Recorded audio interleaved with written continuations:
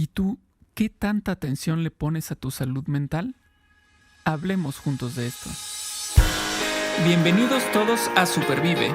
Un movimiento para vivir con más salud, Felicidad y resiliencia. Él es Paco McSweeney. Ella es Aide Granados. Y juntos y juntas hablamos de esto.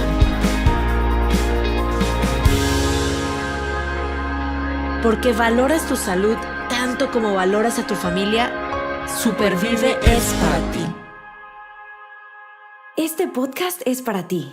El contenido es informativo y educativo. Sin embargo, de ninguna manera constituye consejo médico o sustituye una consulta con un profesional de la salud. Las opiniones expresadas por nuestros invitados son personales y su participación no implica un respaldo a ellos o a la entidad que representen. En este episodio vamos a platicar de un tema de esos que luego son como temas tabú, ¿no? Que pareciera ser un tabú. Pero lo curioso es que también no es un tabú como en todas las culturas, sino en algunas más que otras. Y en la cultura hispana, en particular, pues sí, se podría considerar que el tema que vamos a platicar hoy es un tabú. Y es esta cuestión de la salud mental, los prejuicios que tenemos al respecto, cómo se vive con ello, cómo podemos evitarlo. En fin, vamos a platicar de este tema y vamos a platicar con una persona que ya ha estado con nosotros en otro episodio. Ahorita nos estaba diciendo Aide que ya va para 2 años. ¡Wow! 2 años, el tiempo de verdad. Como dicen por ahí, si Dios perdona, el tiempo no. El tiempo no perdona, ese sigue su marcha, sigue avanzando. Y bueno, esta es una prueba de ello. Pero antes de presentar a nuestra invitada, quiero saludar a Aide. ¿Cómo estás, Aide? Muy emocionada, muy contenta, pues porque platicar con esta amiga que ha estado ya en nuestros episodios. La verdad es que la vez pasada me dejó esta inspiración y como este sentimiento de ser valiente, esta invitación a ser valiente, y estoy segura que en este episodio, donde vamos a hablar de este tema tabú, que ahorita nos vas a decir cuál es, Paco, no va a ser la excepción. Entonces estoy muy emocionada y agradecida al mismo tiempo. Platícanos, Paco, ¿cuál es el tema tabú y quién va a estar con nosotros platicando de este tema? Bueno, pues como bien dices, y la vez pasada te dejó con esta sensación de valentía, de arrojarte, ¿no? De hacer algo. Pues yo creo que en esta ocasión tampoco va a ser la excepción, y ella es Mariana Engroñat. ¿Ok? ¿Se acuerdan de ella? ¿Se acuerdan de ella? Pues sí, otra vez aquí con nosotros. Ya vamos a platicar de otro tema que no es el COVID, lo que se vivió en aquella época. Hace 2 años estaba este tema muy fuerte, pero ahora vamos a un tema que es la salud mental. Y yo creo, adelantándome un poquito de lo que vamos a platicar, yo creo que esto incluso lo podríamos considerar una secuela del COVID también, ¿no? Uh-huh. El tema de la salud mental es algo que no podemos pasar por alto y no podemos hacer menos y no podemos hacer como que no está, como que no existe, como que todo regresó a la normalidad y no pasa nada.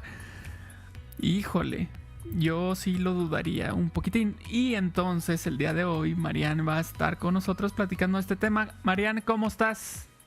Hola, ¿qué tal? ¿Cómo están? Muy bien, gracias a Dios, aquí lista para compartir con ustedes, muy agradecida por haberme tomado en cuenta para hablar de este tema que comentan y que me gusta mucho. A partir de este año me he involucrado más en el mismo, porque ahora ya les voy a contar, ¿verdad? Pero les tengo ahí como alguna experiencia relacionada en mi propia historia con esto y todo lo que he aprendido con ello, más lo que yo vivo en la misma profesión. Así que pues muy emocionada porque hay que hablar de esto, hay que quitarle estigma, hay que quitarle el tabú, hay que normalizar la conversación sobre salud mental. Entonces aquí estamos contentas para hacerlo. Perfecto. Muchísimas gracias por aceptar, por estar aquí otra vez con nosotros, por volver a un tema no fácil, ¿no? Así como lo fue el episodio en el que nos acompañaste, como lo es este tema. No es un tema fácil y te agradezco mucho que estés aquí platicando. Bueno, en esta búsqueda de información sobre este tema de la salud mental, pues existió por ahí una entrevista en donde la psicóloga Sheryl Sandler expresa que los hispanos no quieren ser vistos como enfermos mentales o no aptos, y por eso no hablan de problemas mentales. O sea, podríamos decir un tipo de negación, ¿no? Si no lo hablo es porque entonces no existe, en teoría. Así. ¿Tú has vivido o presenciado esto? Sí, fíjense que me considero desde mi parte como personal, les voy a tratar de contar así en resumidas cuentas tanto mi parte personal, pero también la parte de acompañamiento. Les voy a decir previamente por qué en la parte de acompañamiento. Bueno, yo me dedico a la nutrición y mi trabajo básicamente es la consultoría nutricional, principalmente en mujeres de edades entre 20 a 60 años, que tiene mucha relación enfocada en la parte de la insatisfacción corporal, en la necesidad de encontrar un espacio, ¿no?, donde poder sanar esa relación que tienen con cuerpo, alimentos, etcétera. Y dentro de este espacio de consultoría que yo llamo, o que trato de trabajar con un modelo de nutrición muy gentil, donde se trabaja mucho la autocompasión, me he encontrado con que mis consultantes, justo como ustedes decían, a raíz de la pandemia, a partir del 2020 y los años que han surgido hasta ahora, pues llegan con o ya con un diagnóstico de algún padecimiento, enfermedad mental, ¿no?, de algún psiquiatra, o bien con signos y síntomas que, aunque yo no soy la especialista que tuvo la preparación, ¿verdad?, para hacer un diagnóstico, hay signos, nos volvemos como sensibles a estos signos de alerta, ¿verdad?, que te hablan de que esta persona pues necesitaría trabajar con algún especialista en salud mental, porque la alimentación no le es suficiente, ¿sí? Entonces, pues desde mi propia experiencia he visto esto. ¿Por qué? Porque existe, cuando empiezo a ver, ¿no?, que las personas se sienten cada vez más cansadas, se sienten cada vez más insatisfechas, tanto con lo que hacen, ¿no?, de su vida en materia de bienestar, como que nunca encuentran el equilibrio, ¿verdad?, para hacerlo, o creen que es muy difícil, etcétera. Y es porque traen una carga bien pesada de dificultad para gestionar esas emociones y esos mismos prejuicios, ¿no? Y a la hora de que empiezo a hacer la entrevista y me doy cuenta de esto, es la pregunta, ¿no? ¿Alguna vez has asistido a algún acompañamiento psicoterapéutico? Y ya te responden que sí, que no, ¿verdad? La mayoría, en su caso, es un no. Sí, al principio, cuando no te dicen que tienen un diagnóstico, la mayoría es un no, ¿verdad? Y cuando pregunto, ¿y por qué no lo has hecho? ¿O por qué consideras que no es momento de hacerlo? Las respuestas más comunes, no en todos los casos, pero sí las más comunes, es la accesibilidad económica, o sea, la dificultad de acceder por el recurso a la terapia, o una barrera de no tengo tiempo, o pienso que también una falta de información de lo que debería de acompañar o cómo debería de acompañar un psicoterapeuta, ¿no? Esta idea de que, pues, no, pues yo creo que yo puedo sola, ¿no? Pues yo, ahí me la llevo campechaneándole, etcétera, ¿no? Entonces, ahí es donde empiezo yo a darme cuenta que tanto las personas que acompañaba empiezan a sentir incomodidad, o como que dicen, ay, ¿por qué la nutrióloga me está compartiendo esto? ¿Por qué la nutrióloga está diciendo que debería de acompañar este proceso con la psicóloga? Que en un principio pues sí se sacan de onda, pero como tengo me gusta mucho, me parece muy necesario abrir la conversación en ello, ¿no? Y de normalizarlo, me encuentro con yo contarles mi propia historia.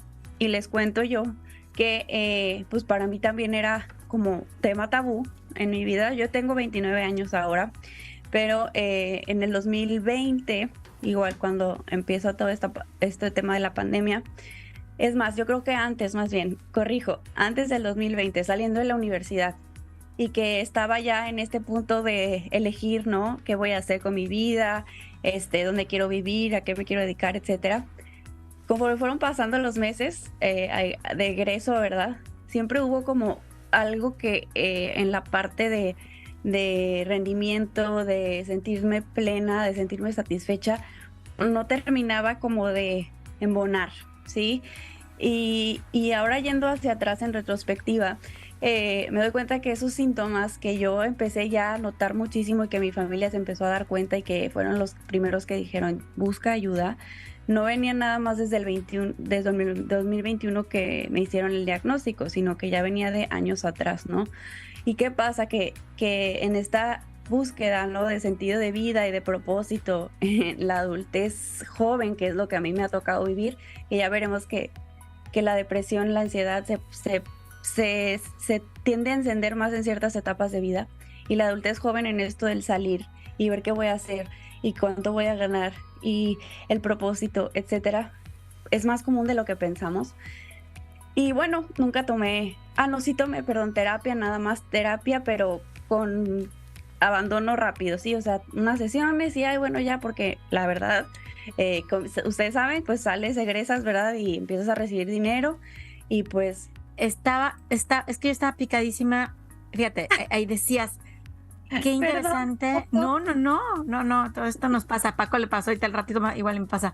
La adultez joven, esta etapa de ansiedad, voy a salir, y decías, sí es cierto, o sea, tomaste terapia y luego estabas hablando de que estás empezando a ganar dinero.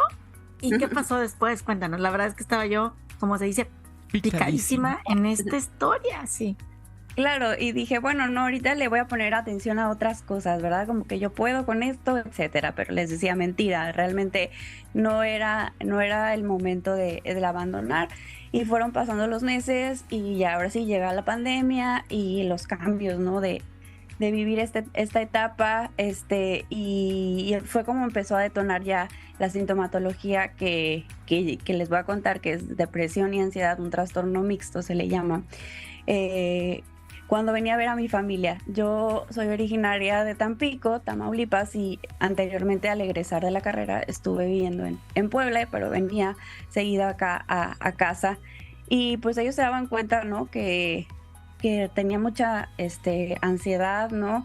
Que no estaba quieta, que sentía en esta como incompetencia inclusive de no sentirme capaz, hasta viviendo un síndrome de impostor, ¿verdad? Es que ya no sé si esto es lo que quiero, no sé si soy buena, débil, incapaz, minimizando mi propia valía, ¿verdad? Que eso creo que es lo que hay atrás de la palabra enfermedad mental, ¿no? Es como un signo de debilidad, ¿no? Inclusive la palabra locura, incompetencia, personas nerviosas, incapaces de sentirse estables. Y esto pues era muy normal en mi casa hablar de esto. ¿Por qué? Porque también en mi propia historia generacional o familiar hay mucha enfermedad mental.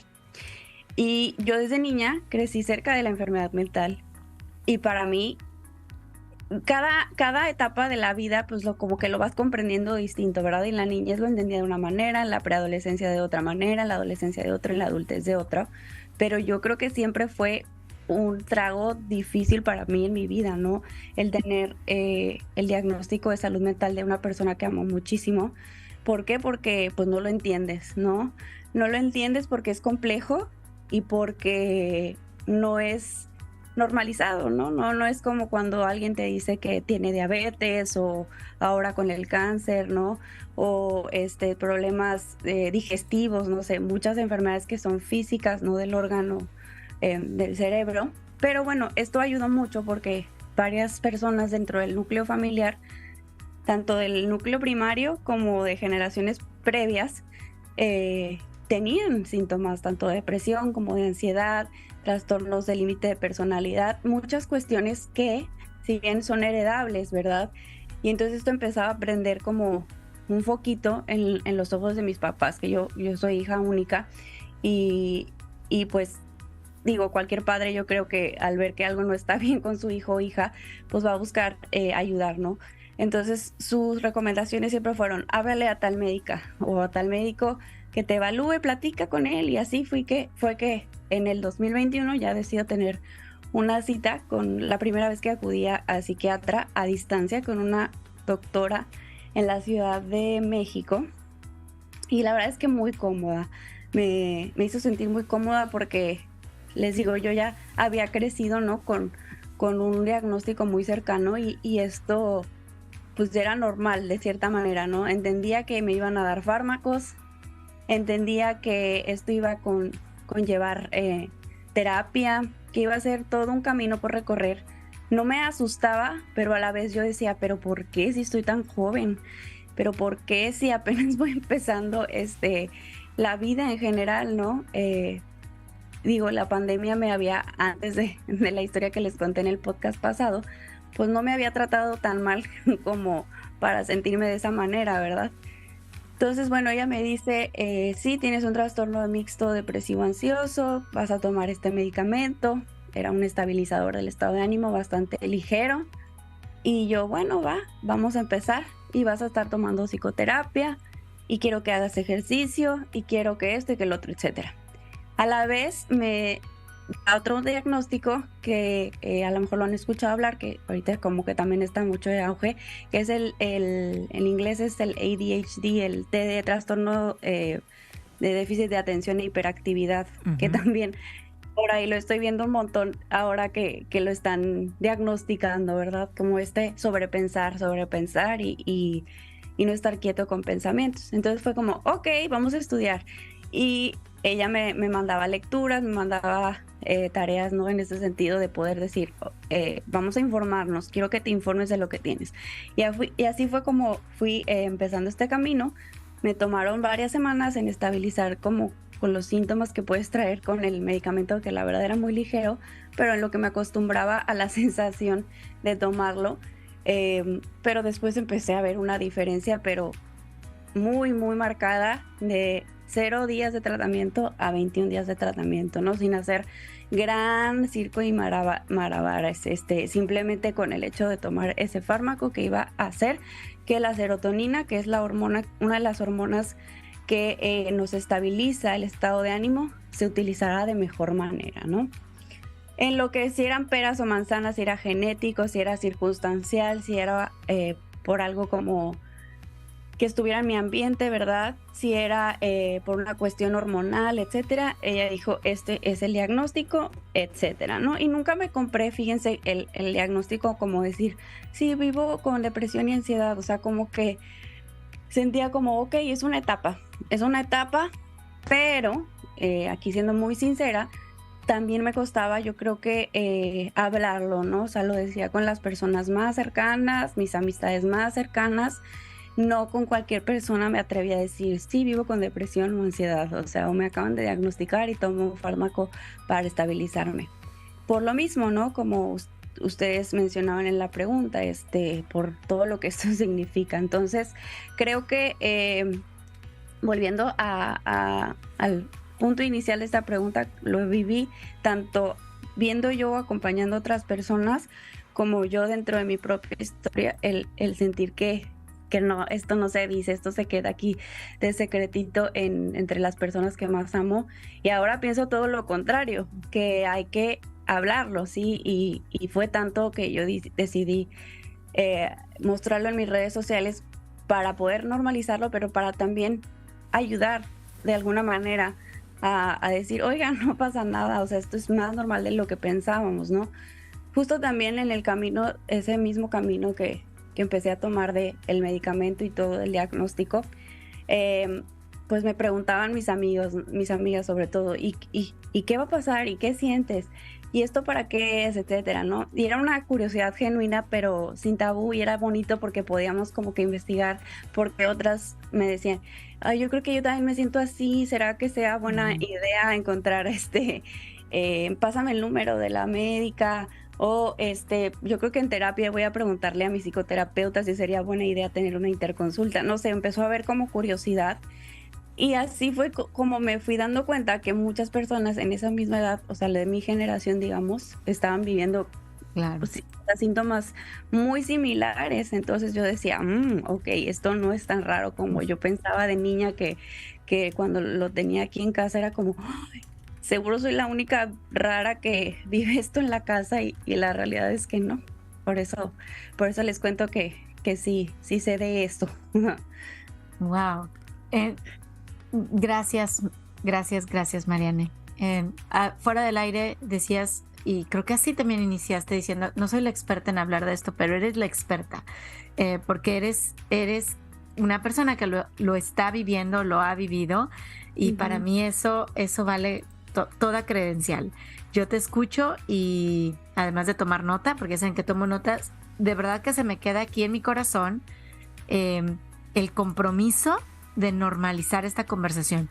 En mi casa, con mi hija, quien a sus 13 años ha tenido por años terapia, yo que también tengo terapia, ¿verdad? Mi marido me faltaba mandarlo a terapia. Con mis amigos, con mis amigas a través de este episodio. Por eso estamos hablando de salud mental y prejuicios. Y quiero preguntarte y hacer esta reflexión. Cuando algo nos duele físicamente, vamos a poner algo bien sencillo, la cabeza. Me duele la cabeza, ¿no? Y corro y me tomo el Tylenol o el Advil o lo que me vaya a tomar, el Mejoralito, ¿no?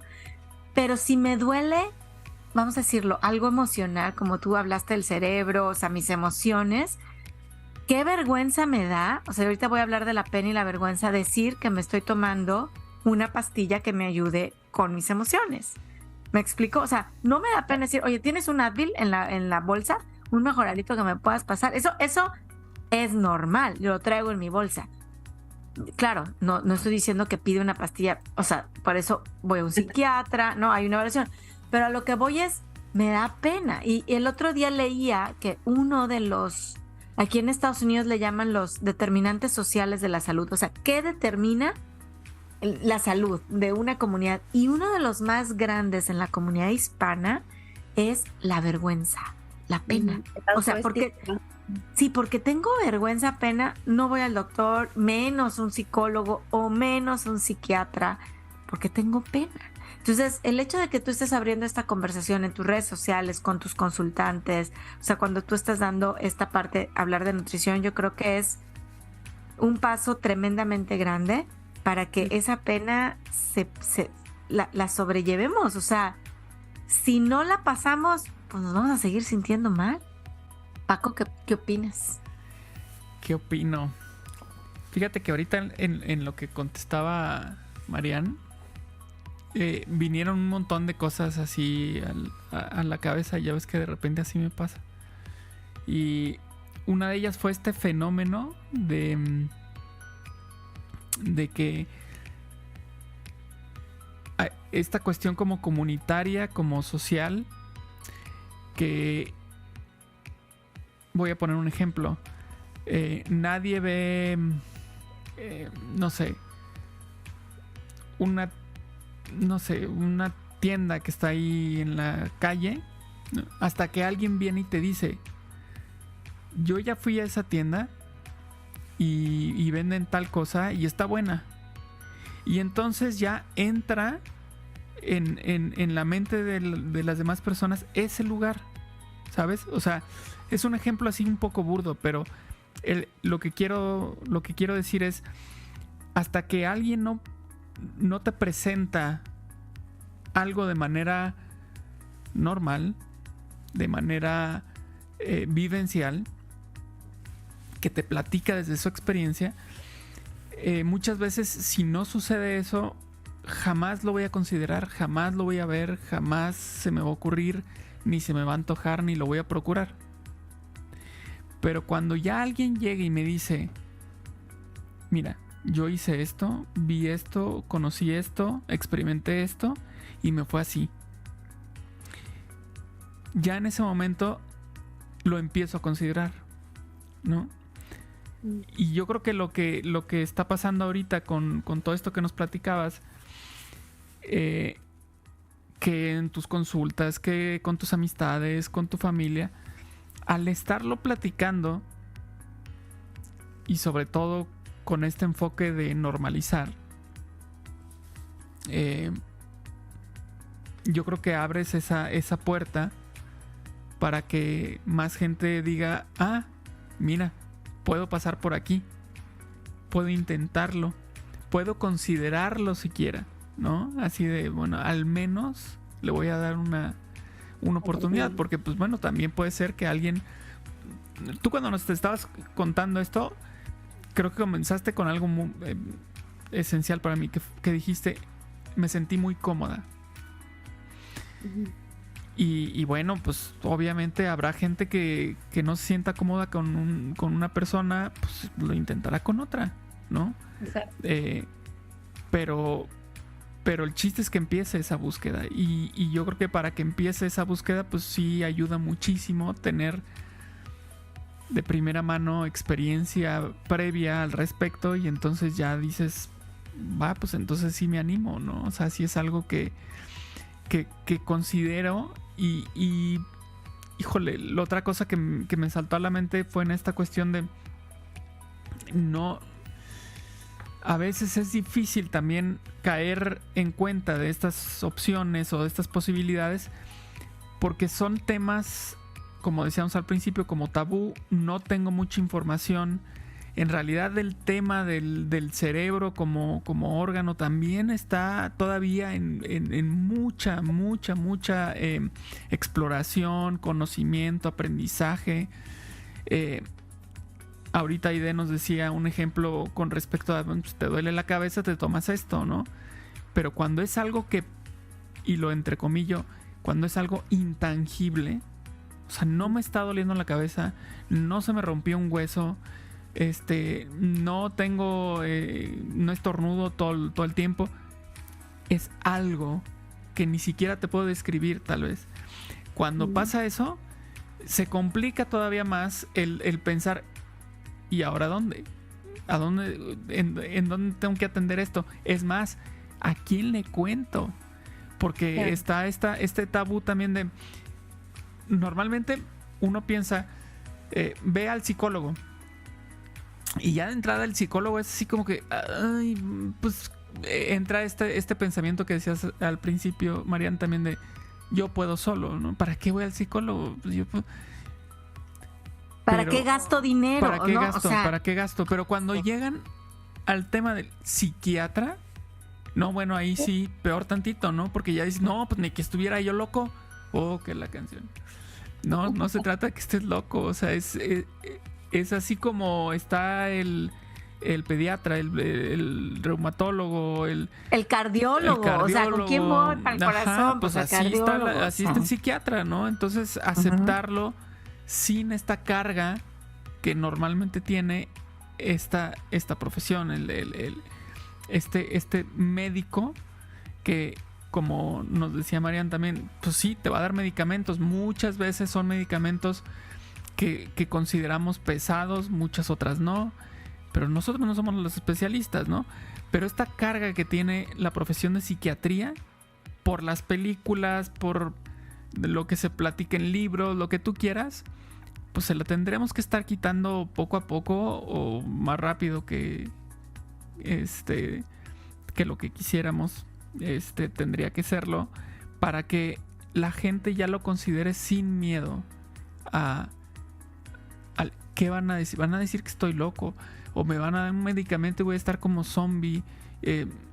O sea, creo yo que el platicarlo nos abre esta posibilidad de considerarlo y decir, pues no está tan mal intentarle por ahí. Sí, se va a ver toda la diferencia, ¿no? Y como decían hace un momento, pues si existen fármacos para tratar la cefalea, el dolor de cabeza, para tratar la gastritis, el colon irritable, y lo tomas con una normalidad, inclusive estás en una reunión, a lo mejor no con tu círculo íntimo, pero platicas que fuiste, o sea, que tienes ahorita dolores intestinales y estás tomando tal pastilla. O sea, hablas con normalidad de los síntomas de todos tus órganos, pero no del cerebro. ¿sí? Cuando pues es un complemento vital, ¿verdad? En nuestro funcionamiento, en nuestra salud. Pero creo que también aquí tiene mucho que ver encontrar, como ustedes decían, la persona adecuada, ¿verdad? Si no te sentiste a gusto con psicoterapeuta o psiquiatra de primera instancia, hay un abanico de posibilidades muy amplio. ¿Por qué? Porque también así hay personalidades, hay actitudes también, o sea, hay códigos de cómo los médicos trabajan. La verdad es que yo he conocido hasta ahora, tengo de mi lista de psiquiatras 4, o sea, yo no nomás conocía a otros 3 más. ¿Por qué? Porque pues después se vino otras cuestiones, ¿verdad? De como decías al principio, Paco, de la secuela tan grande del COVID, en mi caso, que fue muy fuerte. Entonces, sí puedo tener como ya referencia y decir, de este me gustó, de aquel, la verdad no me hallé con esto, etcétera, ¿no? Y estar así probando, porque así probamos inclusive con los nutriólogos, o sea, las personas que han ido al nutriólogo, seguramente, qué padre que si han solo ido con uno, que se sintieran cómodos, sería una gran bendición, pero la realidad es que a veces no es así, o sea, vas probando y a ver, también de acuerdo a tu etapa de vida, ¿verdad? Cómo te sientes en ese momento, con quién haces más clic, como dicen. Claro, y no ponerle como la cruz, si alguien no me cayó, no me sentí bien. Yo creo que somos personas y como tú bien dices, pues andamos buscando con quién. Yo siempre digo, como, ¿con quién me voy a casar? ¿No? Con mis doctores yo digo, bueno, a ver, ¿con quién me siento yo? ¿Con quién le voy a confiar? Porque le estoy confiando mi vida al terapeuta, al psiquiatra, a mi oncólogo, a mi cardiólogo. No, estoy poniendo parte de mi vida, de mi ser en sus manos. Entonces es bien válido ir a esas consultas. Tú dijiste una palabra que me encanta, que es la curiosidad.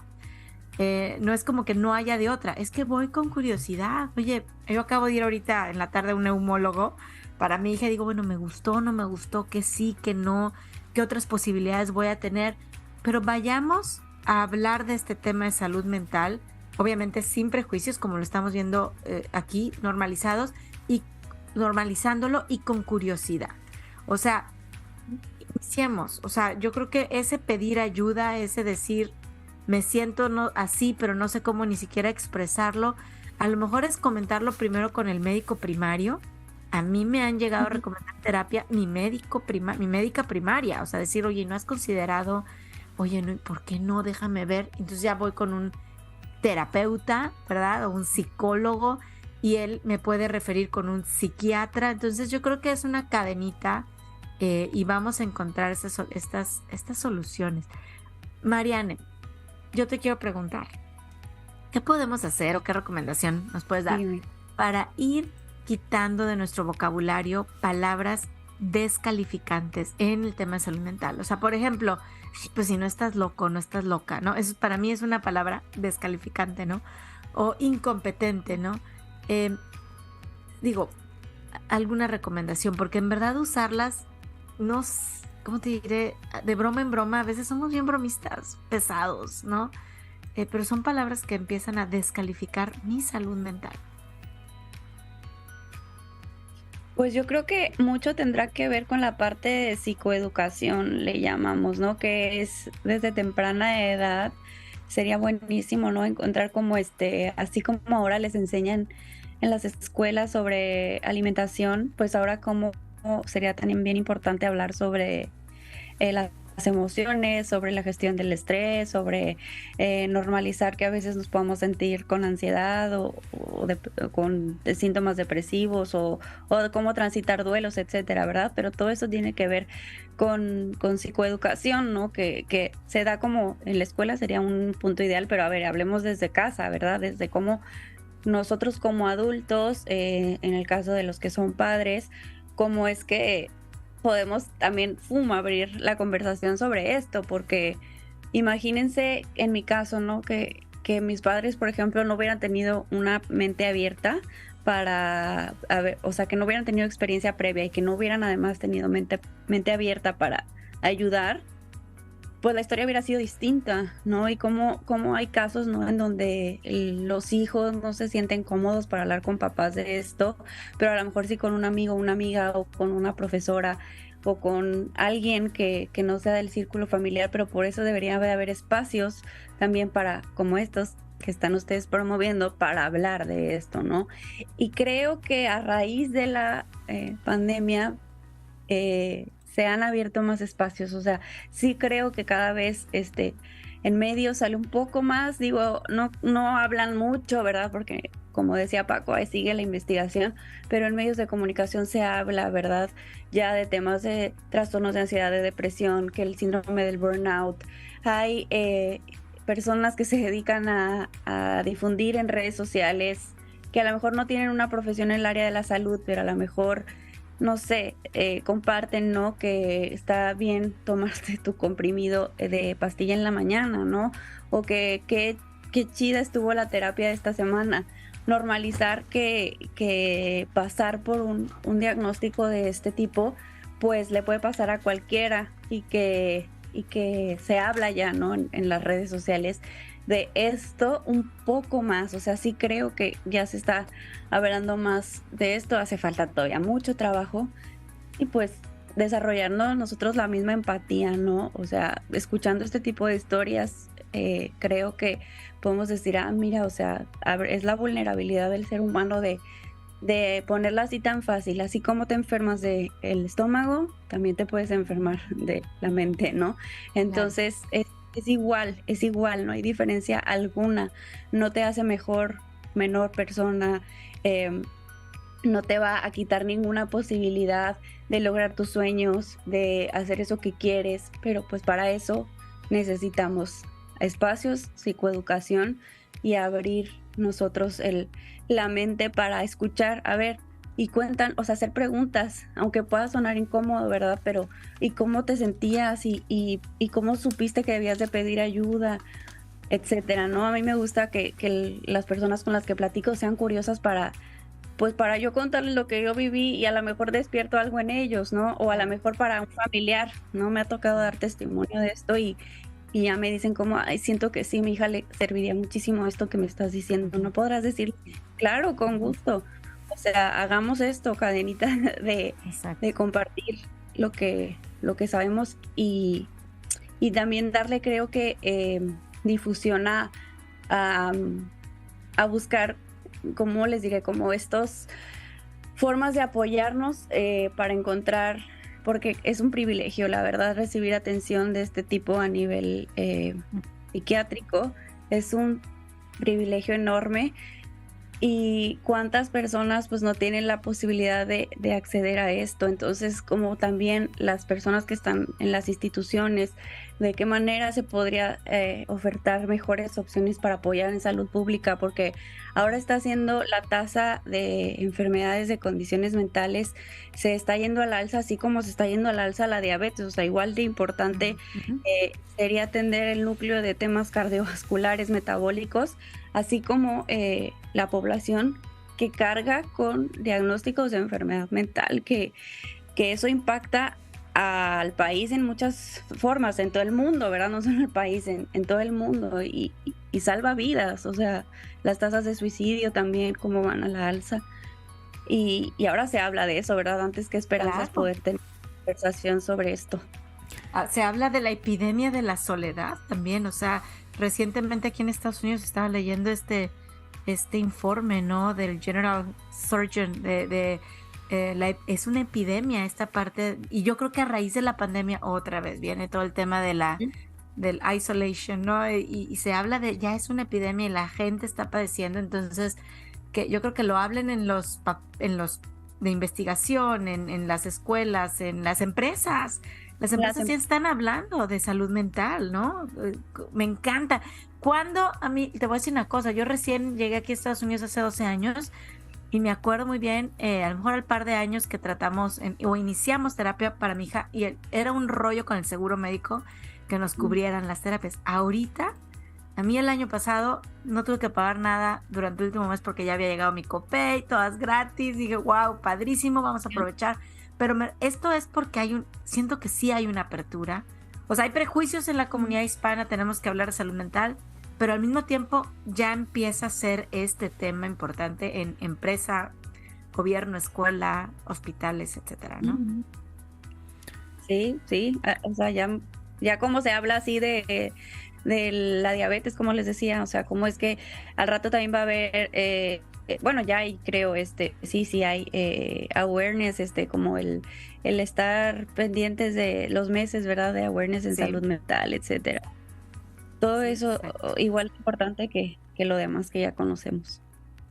Paco, ibas a comentar algo. Sí, no, es que ahorita que mencionaban con respecto a, por ejemplo, la educación, con respecto a la salud mental en las escuelas, sin duda yo creo que eso es algo importante. Sin embargo, creo que es, desde mi punto de vista, más importante tal vez la educación hacia los papás. Mira, yo me pongo en tu lugar y pienso, en primera, mis papás no tuvieron experiencia con respecto a enfermedades mentales, ¿no? Gracias a Dios, pues no ha habido tal tema, ¿no? En tu caso sí, como nos platicabas. Entonces ellos ya tenían experiencia previa, ellos ya tenían un acercamiento de cierta manera a ese tipo de conflictos. En mi caso no. Entonces,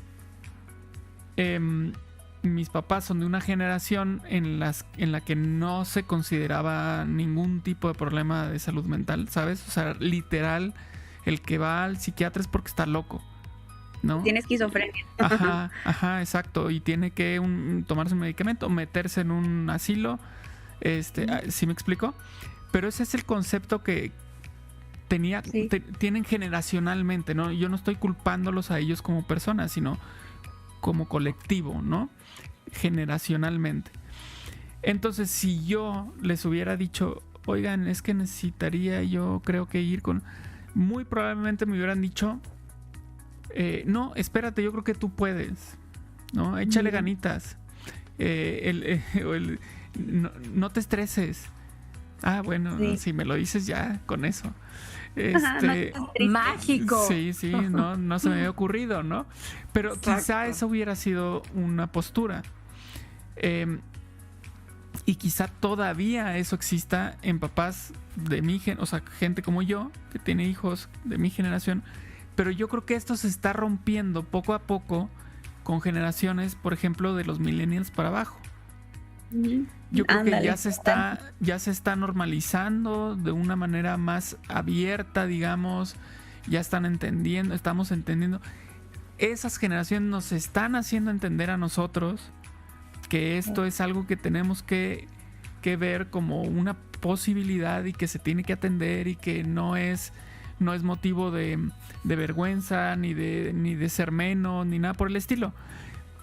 Pero sí creo yo, con respecto a la educación, sí creo yo que necesitamos como generaciones, pues de alguna manera entender esto, porque las generaciones que están abajo ya lo están entendiendo.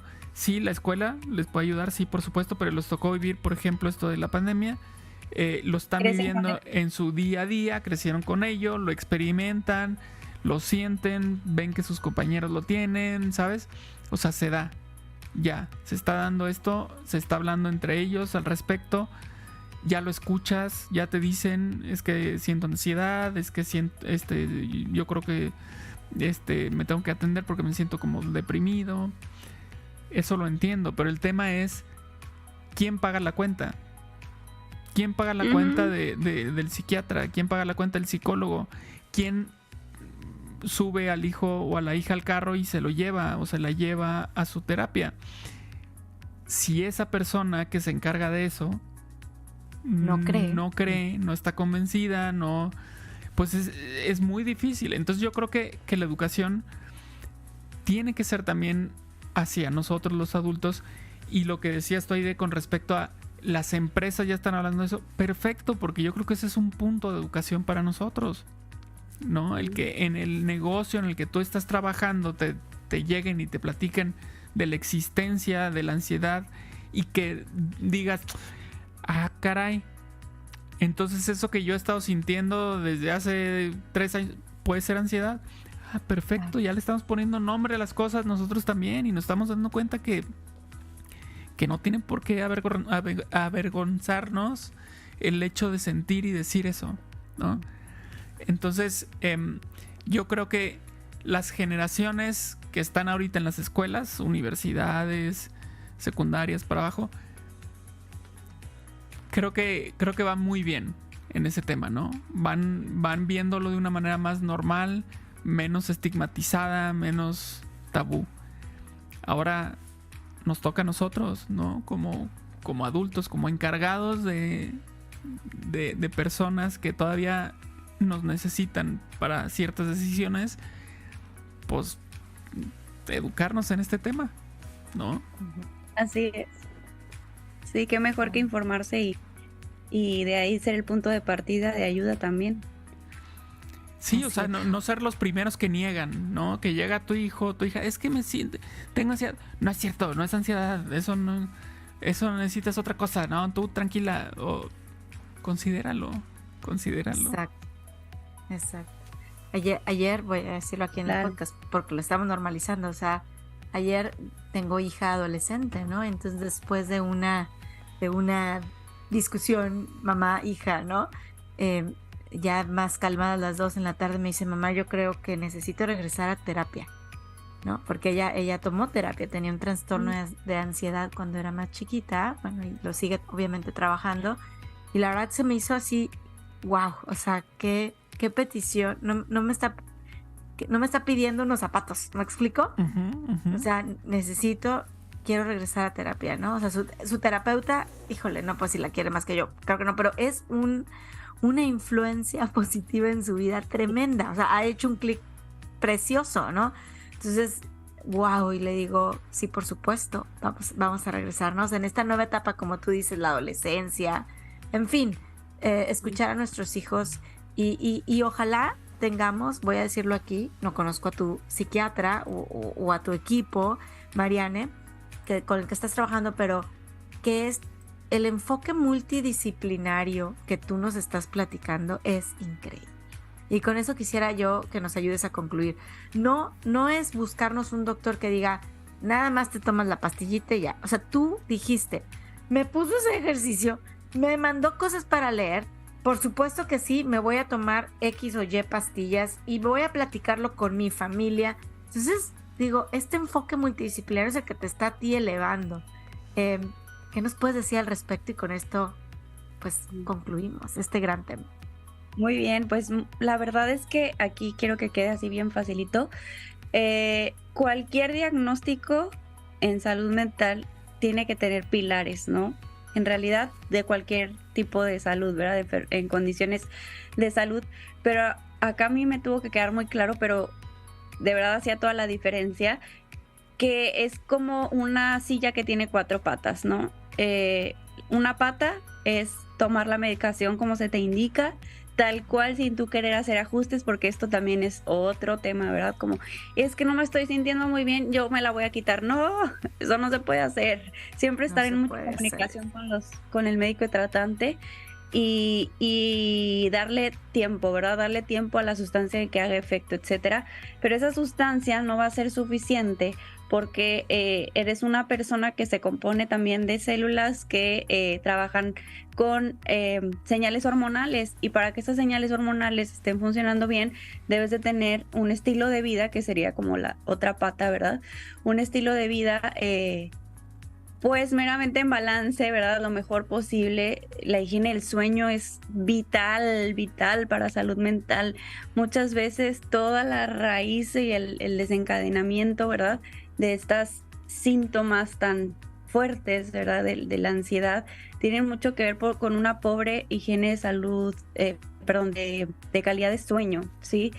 Que no se está durmiendo lo suficiente, el tiempo que se duerme no es de calidad, porque nos la vivimos a lo mejor muy estresados, no logramos resolver cosas y el sueño es carente o no sigue siendo como debería de ser.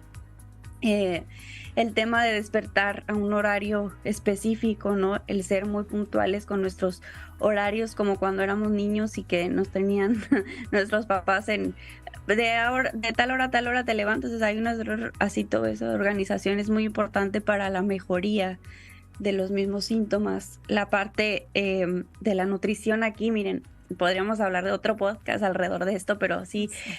entender que los nutrientes que llevamos a las células a través de la digestión también van a jugar un papel muy importante. ¿Por qué? Porque le dan estabilidad a las hormonas que les estoy contando. Muchos síntomas que se relacionan con depresión y ansiedad muchas veces por falta de señalización en tu tiroides, ¿sí? Entonces puedes tener temas de enfermedad tiroidea o enfermedad en tu páncreas, ¿verdad? Con temas de insulina que también te hacen sentir de alguna manera con un estado de ánimo bajo, y que al final toda esa nutrición que vas recibiendo pues alimenta el cerebro, ¿verdad? Entonces tú vas a decidir con qué alimentas tu cerebro, con grasas saludables, con vegetales, con granos, todo lo que ustedes han compartido en episodios previos sobre la importancia de la alimentación. Aquí en temas de depresión y ansiedad y cualquier diagnóstico de salud mental va a tener un pilar bien importante. O sea, yo también comencé a sentir toda la diferencia en esta tercera etapa de acompañamiento que he tenido, cuando decidí hacer ajustes específicos en la dieta en la que llevaba. Sí creo que es muy, muy importante. Y la otra parte de la cuarta patita del tratamiento es la terapia, ¿sí? El fármaco no resuelve las heridas, ¿verdad?, que vamos teniendo, las inseguridades, eso, ¿verdad?, también es importante trabajarlo con un experto. Y olvidé uno que es sumamente importante, que es la parte espiritual. En la fe que tú decidas tener, en lo que tú decidas creer, importantísimo alimentar el espíritu para poder tener también cambios en esto. También yo les decía al principio, fuera de la grabación, que era un antes y un después también el trabajar en mi vida espiritual, en este camino, ¿verdad? Del diagnóstico que no se quita. O sea, el trastorno va a estar, ¿verdad? Voy a poder tener recaídas seguramente, pero ya sé que se puede, ¿no? Que es así como la vida es sube y baja, ¿verdad? Lo mismo puede ser el diagnóstico, y me queda claro que entenderlo, conocerme mejor, pues tomó tiempo y mucha autocompasión y mucha, les dije, un día a la vez, y pues atrevernos a querer sentirnos mejor, y eso por lo que me daban. Salud mental sin prejuicios y con mucho amor y con mucha autocompasión. Yo de verdad que con este es el mensaje que me dejas y que nos dejas, Marian. De verdad, muchas gracias. Yo dije al inicio que me iba a sentir inspirada y valiente, y de verdad que me siento inspirada y valiente después de escucharte nuevamente. Gracias por compartir tu historia. Me encanta escucharte sonreír, verte lo que publicas, cómo tú te quieres y te cuidas. La verdad es que es un tremendo ejemplo para muchos. Gracias por venir a hablar de este importante tema. Muchas gracias a ustedes. No, muchísimas gracias, de verdad. Yo coincido con Aide. Es bonito ver ejemplos como el tuyo, el que compartes esa información, esas emociones, esa sonrisa, siempre van a ser de gran ayuda. Entonces, muchísimas gracias de verdad por estar aquí con nosotros. Al contrario, gracias a ustedes. Y bueno, lo que pueda ayudar a las personas que escuchan este episodio, cualquier duda con cuanto a mi experiencia, lo mucho o poco que pueda aportar, feliz de la vida de hacer este espacio para leerles y platicar con ustedes.